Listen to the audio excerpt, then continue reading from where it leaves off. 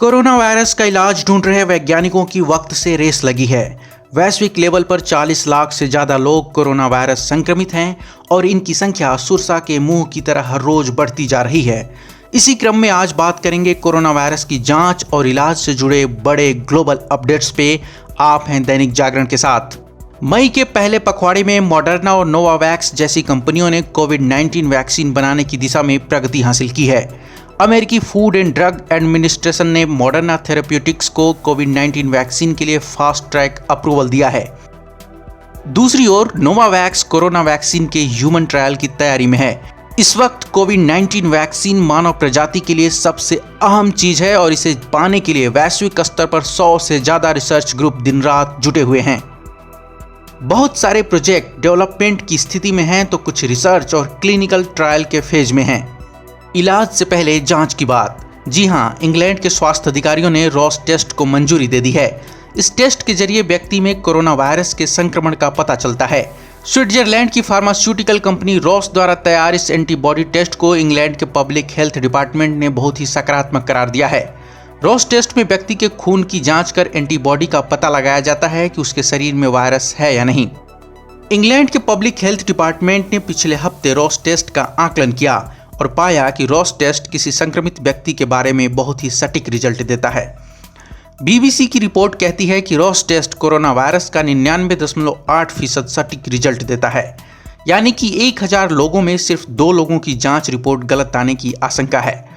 England के स्वास्थ्य मंत्री एडवर्ड अर्गर ने कहा कि रॉस टेस्ट पहले एनएचएस और सोशल केयर कर्मचारियों पर किया जाएगा। हालांकि ये जांच कब शुरू होगी इसकी अभी कोई तारीख तय नहीं है। विशेषज्ञों के मुताबिक इस टेस्ट का मुख्य उद्देश्य ये पता लगाना है कि अभी तक कितने व्यक्ति संक्रमित हुए हैं।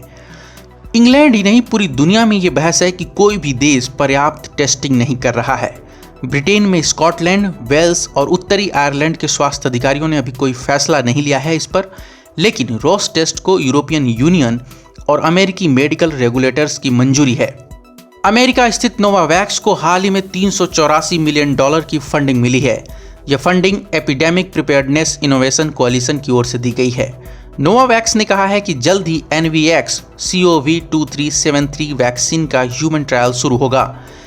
वैक्सीन ने जानवरों पर ट्रायल के दौरान उम्मीद जगाने वाले नतीजे दिए और अब अगले चरण में ऑस्ट्रेलिया के 130 व्यक्तियों पर इसका ट्रायल किया जाएगा।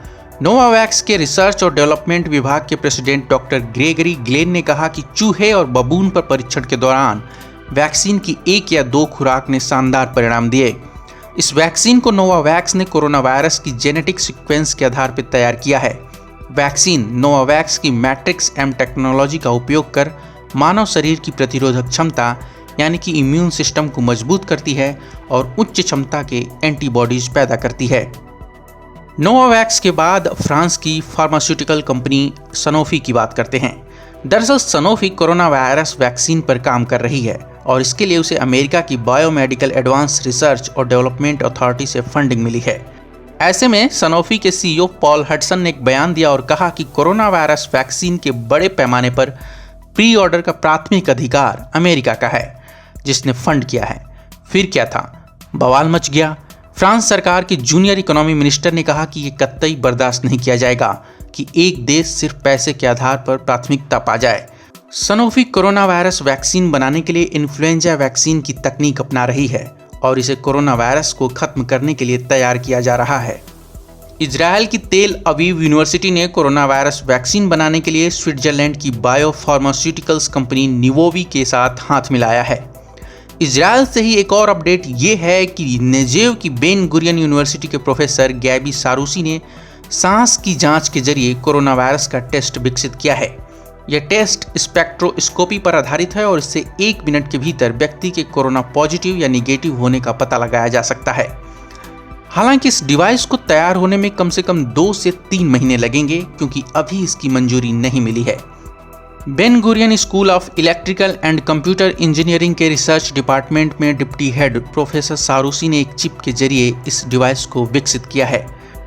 heritage.com की एक रिपोर्ट के मुताबिक सारूसी की डिवाइस 90% एक्यूरेसी के साथ रिजल्ट दे सकती है। इस डिवाइस का टेस्ट 120 इजरायली नागरिकों पर किया गया, जिनमें 45 संक्रमित थे और 55 बिल्कुल स्वस्थ।